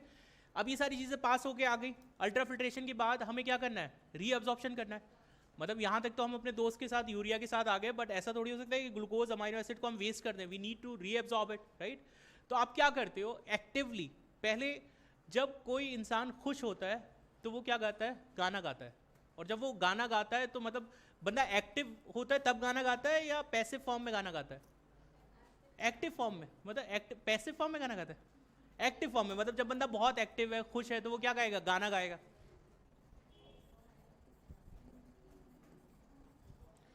तो वो क्या एब्जॉर्ब कर रहे हैं, ग्लूकोज, अमाइनो एसिड और सोडियम आयन। ये तीनों चीजें आप कैसे एब्जॉर्ब करते हो, एक्टिवली। कैसे एब्जॉर्ब करते हैं, एक्टिवली। जब आप एक्टिव होते हो, जैसे आपका दोस्त बहुत खुश हो तो आप उसके पैसे खर्च करा सकते हो। एक्टिव होने का मतलब क्या है, एटीपी खर्च करना, ठीक है। तो अगर आपसे पूछा जाए इस रीअब्जॉर्प्शन में आप कौन सी चीजें एक्टिवली एब्जॉर्ब कर रहे हो, तो आपको क्या गाना गाना है, बस यही वाला गाना गाना है। कौन सा, glucose, amino acid and sodium. इसको कैसे एब्जॉर्ब करते हैं, एक्टिवली एब्जॉर्ब करते हैं। अब आता है दूसरा, वाटर। वाटर को कैसे एब्जॉर्ब करते हैं, पैसिवली एब्जॉर्ब करते हैं। पैसिवली एब्जॉर्ब करेंगे, ऑस्मोसिस के थ्रू आप एब्जॉर्ब कर सकते हो, ये पैसिव है। वाटर का भी एब्जॉर्प्शन हो रहा है यहाँ, अभी हम लूप ऑफ हेनले में भी पढ़ेंगे, लेकिन यहां भी एब्जॉर्प्शन हो रहा है। We are talking about the PCT only. PCT के बारे में बात करें, पीसीटी में आपने ग्लूकोज एब्जॉर्ब कर लिया, अमाइनो एसिड एब्जॉर्ब कर लिया। मैंने आपको बताया ग्लूकोज, अमाइनो एसिड और सोडियम को हम एक्टिवली एब्जॉर्ब करते हैं। एक्टिवली मतलब we are spending the energy, ठीक है। और एनर्जी स्पेंड करने के लिए उसको हमने बोला है कि एक्टिवली हम एब्जॉर्ब करेंगे, एनर्जी स्पेंड करेंगे। वाटर को हम पैसिवली एब्जॉर्ब करते हैं, ठीक है। उसके बाद अगर इसके अलावा और अगर आप देखोगे तो वाटर आ गया, और उसमें आपके पास आ गए फिर कुछ नाइट्रोजनस सब्सटेंसेस होते हैं। उन नाइट्रोजनस सब्सटेंसेस को भी आप रीएब्जॉर्ब करते हो, ठीक है।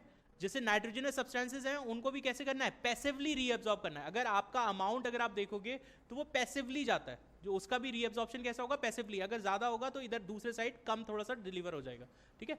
तो ये आपका हो गया पीसीटी के अंदर, ठीक है। उसके बाद आएंगे हम लूप ऑफ हेनले में। ये क्या पार्ट है वैसे, डिसेंडिंग, ठीक है।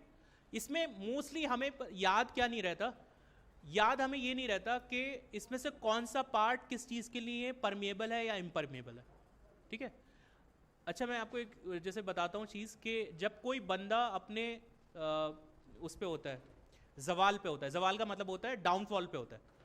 जवाल कहते हैं मतलब जब कोई बंदा मतलब कहीं किसी चीज़ में बेचारा फेल हो रहा है, बार बार नीचे गिर रहा है, और जब वो बहुत मेहनत करता है तो वो नीचे ही आ रहा है अभी तो, ठीक है, मतलब लूप ऑफ हेल आप ये मान लो कि उसकी जर्नी का डाउनफॉल है।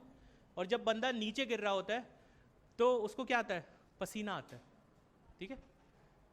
तो उस टाइम पे अगर आप इसकी बात करें तो this is permeable for water but impermeable for electrolytes.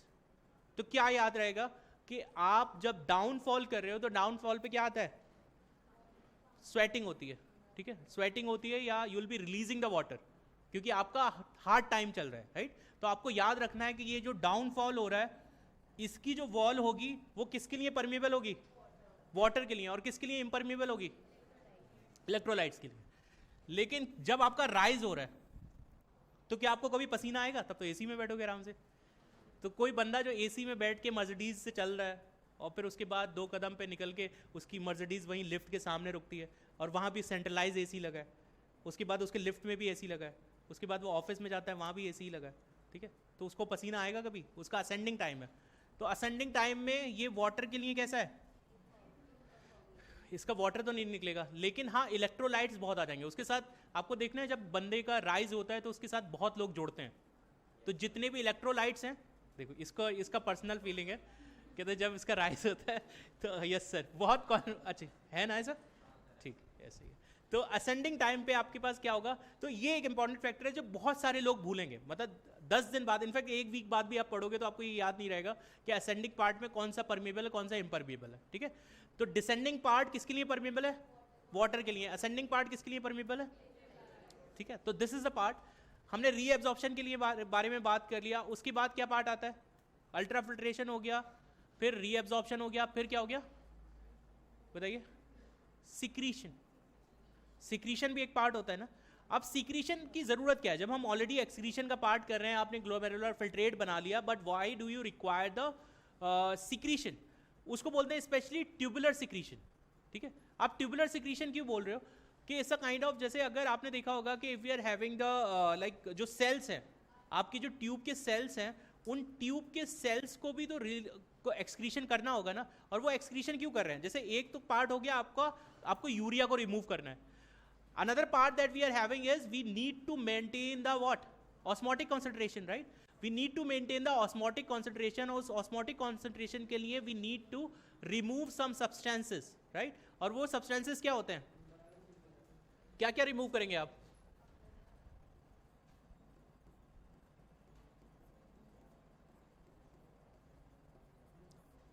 इनका आप क्या करते हो, सिक्रीशन करते हो, क्या करते हैं, ट्यूबुलर सिक्रीशन,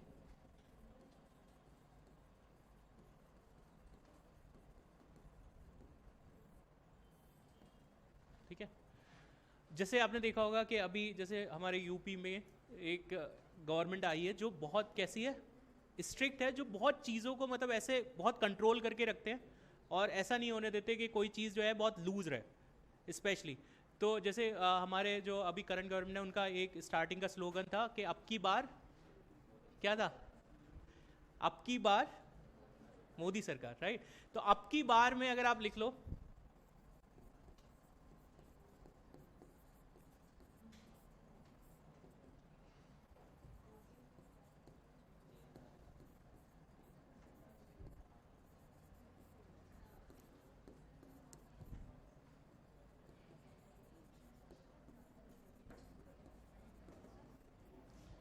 स्पेशली इसमें आपको आयंस याद नहीं रहेंगे, अब की बार का मतलब है इसमें एसिड बेस बैलेंस, ये ऐसे ही वर्ड आएगा,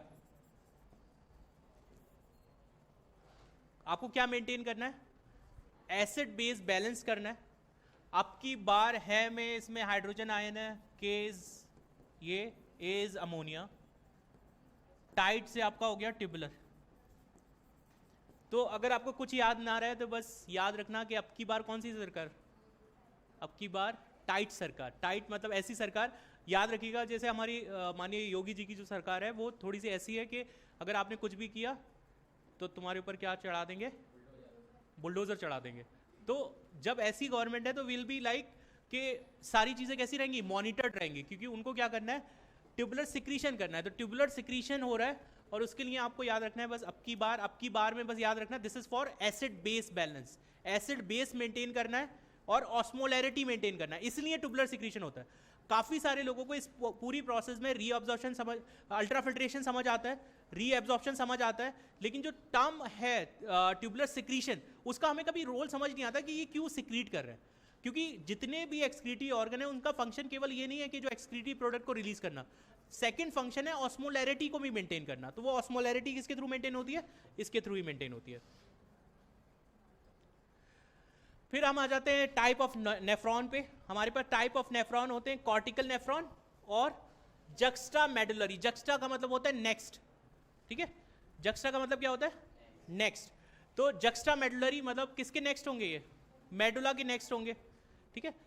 तो जहां भी अगर आप जक्स्टा वर्ड सुनते हो तो ये समझ लेना कि जैसे जक्स्टा टू राज, क्या नाम है बच्चे आपका? रमन, समन, चमन, अच्छा। तो जक्स्टा पोजीशन है चमन की, Chaman is juxta at the juxta position of Raj, right. तो जक्स्टा का मतलब हो गया जस्ट नेक्स्ट पोजीशन, राइट। तो आपके पास अगर आप नंबर देखेंगे तो किस नेफ्रॉन के ज्यादा नंबर होते हैं बताइए? The cortical nephrons are more and juxta medullary nephrons are less. ऐसे नेफ्रॉन जो मेडुलर रीजन में हो वो कम होते हैं, जो कॉर्टिकल रीजन में हो वो ज्यादा होते हैं। Loop of Henle cortical nephron में छोटा होता है, जक्स्टा मेडुलरी में लॉन्ग होता है, right. Extension into medulla very little cortical का, और जक्स्टा मेडुलरी में डीप होगा। ऑब्वियसली अगर वो मेडुलरी रीजन में तो डीप ही होने वाला है, ठीक है। वासा रेक्टा कॉर्टिकल नेफ्रॉन में एब्सेंट होती है, ये इंपॉर्टेंट है, एक छोटे से स्टेटमेंट में एनसीईआरटी में लिखा है, ठीक है। कॉर्टिकल नेफ्रॉन के अंदर वासा रेक्टा एब्सेंट होती है। अब आप पूछोगे वासा रेक्टर क्या होती है? वासा रेक्टा आपका जब इफरेंट आर्टियोल निकलती है तो वो नीचे आके, क्योंकि आपने रीअब्जॉर्ब भी करना है सब्सटेंसेस को, तो वो एक पेरीट्यूबुलर कैपिलरीज का नेटवर्क बनाती है। उस पेरीट्यूबुलर कैपिलरीज में एक छोटा सा नेटवर्क होता है लूप ऑफ हेनले के पास, उसको क्या बोलते हैं? वासा रेक्टा बोलते हैं, ठीक है। अब आ जाता है, ये बहुत इंपॉर्टेंट है, क्या है ये? वैसे तो है ये जक्स्टा ग्लोमेरुलर अपैरेटस, लेकिन मैं इससे रिलेटेड आपको स्टोरी बताता हूं, क्योंकि आने वाले टाइम में सारे लड़के कहीं ना कहीं जाके जीजा जी बनेंगे ठीक है, इसको आपको याद रखना है। जीजा जी कौन है? ये कौन है ये? अरे जोर से बोलो भाई, मिल के बोलो, कौन? जीजा जी, ठीक है। जीजा जी का क्या कॉन्सेप्ट है? किसी भी शादी में आप जाओगे तो सबसे ज्यादा सेंसिटिव बंदा कौन होता है? फूफा तो होते हैं, उसके बाद दूसरा कैटेगरी किसी भी शादी में जो सबसे ज्यादा, मतलब फूफा जी भी तो कभी जीजा ही है ना, इसीलिए उनका ज्यादा वो हो रहा है। फूफा जो है उनका, आपके फादर, आपकी फैमिली उनको ज्यादा प्रेज करेगी, क्योंकि आपके लिए फूफा है, लेकिन आपकी फैमिली के लिए तो वो जीजा वाला कॉन्सेप्ट है ना। तो जीजा is the most sensitive volatile person in the whole शादी प्रोग्राम, ठीक है। इसी तरीके से हमारे पास किडनी के अंदर भी एक प्रोग्राम है, कौन सा? Juxta glomerular apparatus, right. Juxta glomerular apparatus या जीजा जी का मतलब क्या है? GJA। इनका ये क्या है? ये बहुत सेंसिटिव है। किस चीज को लेके सेंसिटिव है? कि जो वो है, क्या बोलते हैं उसको, इनफ्लो बना रहना चाहिए। मतलब जैसे अगर कोई खाना से लेके कुछ भी चीज डिसाइड हो रही है तो किससे डिस्कस होगा? पहले जीजा जी से, ठीक है, क्योंकि अगर नहीं हुआ तो हालत खराब हो जाएगी कुछ ना कुछ, ठीक है। तो एक चीज होती है जिसको बोलते हैं ग्लोमेरुलर फिल्ट्रेशन रेट। क्या होता है बच्चे? ग्लोमेरुलर फिल्ट्रेशन रेट, इसको बोलते हैं GFR। क्या होता है बच्चे ये? GFR, ठीक है। GFR is glomerular filtration rate. ये एक्चुअली क्या होता है? This GFR is actually telling कि आपने जो फनल देखा था, उस फनल से आप कितना ब्लड फिल्टर कर रहे हो पर मिनट, उसको क्या बोलते हैं? GFR। आपके पास ये ग्लास है, किसका ग्लास है ये? देखा है किसी ने ये ग्लास? देखो कौन है ये नचड़ी? अच्छा ठीक है, चलो, मैं बस देखना चाह रहा था, इसलिए मैंने नीचे से बनाया कि कौन कौन जो है ये मदरा का सेवन करता है। तो this is the funnel that we are having. इस फनल के अंदर आपने क्या किया? फिल्टर करना है। फिल्टर होके यहां से कितना अमाउंट नीचे जा रहा है उसी को क्या बोलते हैं, पर मिनट। कितना जा रहा है, 125 ml। कितना जाता है, 125 ml पर, इसको ही क्या बोलते हैं, ग्लोमेरुलर फिल्ट्रेशन रेट। तो जीजा जी कब नाराज हो जाते हैं, ये नॉर्मल कृपा है जो बनी रहनी चाहिए जीजा जी पे। अगर आपने इससे कहीं भी थोड़ा सा भी अमाउंट कम किया तो जीजा जी कैसे हैं, सेंसिटिव है। अगर वो सेंसिटिव किस चीज़ के लिए है कि भाई उन्होंने एक लिमिटेड माना है कि 125 से नीचे मेरी वैल्यू नहीं होनी चाहिए। जब भी 125 से नीचे वैल्यू होगी तो कौन एक्टिवेट हो जाएगा, जक्स्टाग्लोमेरुलर एपरेटस एक्टिवेट हो जाएगा, right. So this is a sensitive region, बहुत सेंसिटिव है।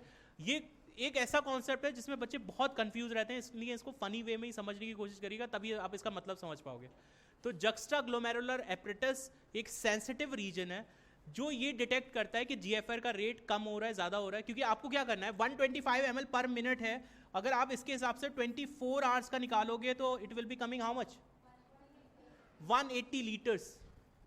और यूरिन कितना आता है, 1.5 litre max to max, right. तो आप सोच सकते हैं कि 180 लीटर में से हम मैक्सिमम अमाउंट क्या कर रहे हैं, एब्जॉर्ब कर ले रहे हैं, ठीक है। मैक्सिमम अमाउंट हम एब्जॉर्ब कर ले रहे हैं और बाकी का अमाउंट क्या हो रहा है, वो फिल्टर होके जा रहा है, राइट।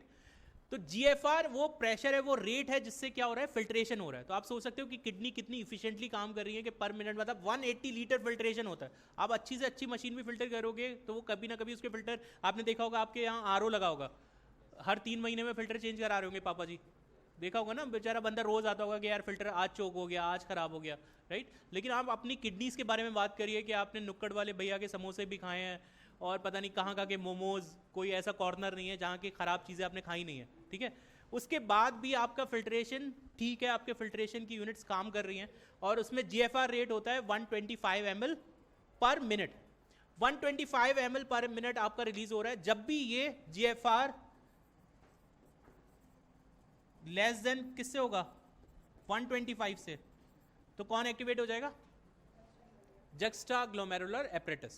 और जब ये एक्टिवेट हो जाएगा तो ये कंपोज किससे होता है, इसका फंक्शन क्या होता है, it need to bring the filtration rate again at the 125 ml per minute पे, ठीक है। लेकिन आपसे पूछेंगे ये बना किसका होता है, एक तो juxtaglomerular cells and macula densa, ठीक है। ये मैकुला डेंसा स्पेस होगा जहां वो ज्वाइनिंग हो रही होती है, वहां जाके ये स्पेस बनता है मैकुला डेंसा। अभी हम देखेंगे जब स्ट्रक्चर इसको फर्दर एक्सप्लोर करेंगे। Nephrons are dipped in the interstitial fluid having specific osmolarity. अगर आप देखोगे जो किडनी होती है उसके अंदर ऑस्मोलैरिटी के रीजन होते हैं। जो बाहर वाला रीजन होता है वो होता है कॉर्टेक्स, जिसमें होता है 300 मिली ऑस्मोल, और जो मेडुला होता है वो होता है 1200 मिली ऑस्मोल।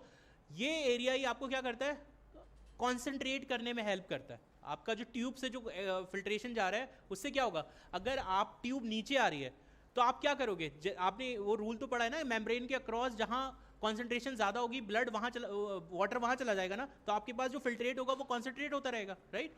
तो आपके पास जो किडनी का कॉर्टेक्स वाला रीजन होता है उसमें 300 मिली ऑस्मोल होता है, और जो बाहर वाला रीजन होता है, जो मेडुला वाला रीजन होता है, कॉर्टेक्स में 300, मेडुला में 1200 मिली ऑस्मोल पर लीटर। इसमें भी यूनिट याद रखिएगा, ये मिली ऑस्मोल है। ये चीजें आपको वैल्यूज पे खेलेंगे वो लोग, हो सकता है वो लिख दें 300 ऑस्मोल, ठीक है, या माइक्रो ऑस्मोल। तो आपको डिफ्रेंशिएट करने में, मैं सही बता रहा हूं, आप कुछ सेकंड गुजरेंगे और सीधे टिक मार दोगे। तो ये यूनिट वैसे बहुत छोटी है लेकिन करेक्ट इनकरेक्ट में ये स्टेटमेंट आएंगे और आप भूल जाओगे, ठीक है। तो दिस इज द वन, और मेडुला में 1200 हो गया, ठीक है। ग्लोमेरुलस आपको पता है, अगर आप सारी अलग अलग स्ट्रक्चर्स की बात कर रहे हैं तो ग्लोमेरुलस किसका बना होता है, tuft of capillaries formed by the efferent arteriole. उसके बाद आपके पास डीसीटी ओपन होती है कलेक्टिंग ट्यूब के अंदर, ये सारी आपस में मिलके कहां खुलेंगी, रीनल पेल्विस में। efferent arteriole emerging from a glomerulus are going to form what, peritubular capillaries network। Peritubular capillary network में से एक छोटा नेटवर्क निकलता है, वो क्या बनाता है, वासा रेक्टा बनाता है, ठीक है। तो आप देख रहे हो this is the urine formation जिसके बारे में हम बात कर रहे थे। एक है ग्लोमेरुलर फिल्ट्रेशन, जिससे it's a kind of revision, हम ऑलरेडी कर चुके हैं। ये 180 लीटर फिल्ट्रेट बनता है हमारे पास, this is the filtration part, जैसे कैसे फिल्ट्रेशन होके यहाँ से आ रहा होगा। तो इसमें एक प्रोसेस है, अगर आप देखोगे, एक हो गया ग्लोमेरुलर फिल्ट्रेशन, दूसरा हो गया ट्यूबुलर रीएब्जॉर्प्शन, जिसमें हमने रीएब्जॉर्प्शन बोल रहे थे। नियरली 99% आप चीज़ों को क्या कर लेते हो, रीएब्जॉर्ब कर लेते हो। और फिर होता है ट्यूबुलर सिक्रीशन, जिसमें हमने बोला था क्या, कौन सी सरकार अब की बार, टाइट सरकार, मतलब अब की बार है टाइट सरकार, मतलब है, ये लगाना पड़ेगा, है नहीं लगाया तो हाइड्रोजन खा जाओगे तुम लोग। तो hydrogen, potassium and ammonia secreted into the filtrate, और इसका फंक्शन क्या है, आयनिक एंड एसिड बेस बैलेंस। जो अब की बार है वो एसिड बेस बैलेंस है, अब की बार में एसिड बेस बैलेंस और ऑस्मोटिक, ये वर्ड आपको याद रहेंगे तो I think it will be helpful for आपके जो क्वेश्चन आंसर आप करोगे।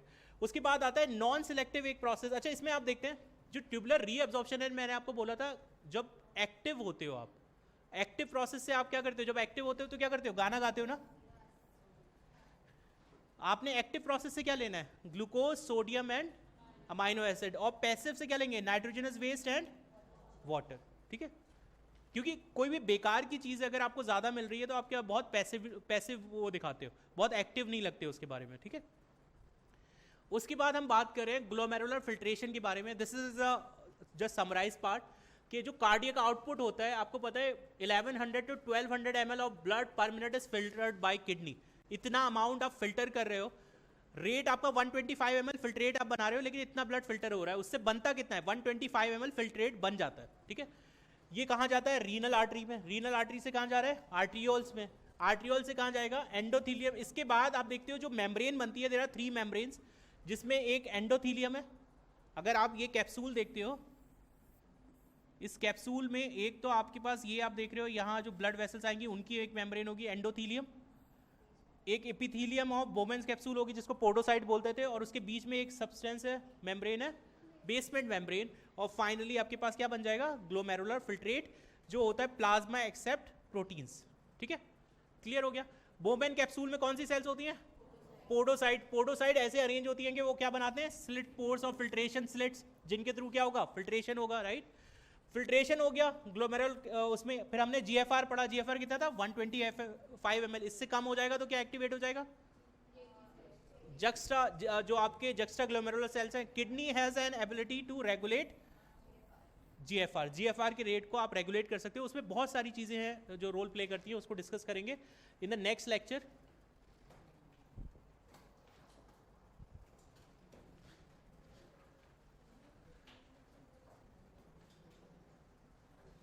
So thank you for your patience for listening this topic. अभी इसमें एक इंपॉर्टेंट पार्ट बचता है, उसको डिस्कस करना है अभी रीएब्जॉर्प्शन पे, तो जल्दी से मुझे बस 2 मिनट दे दो और रिकॉर्डिंग स्टॉप कर देंगे।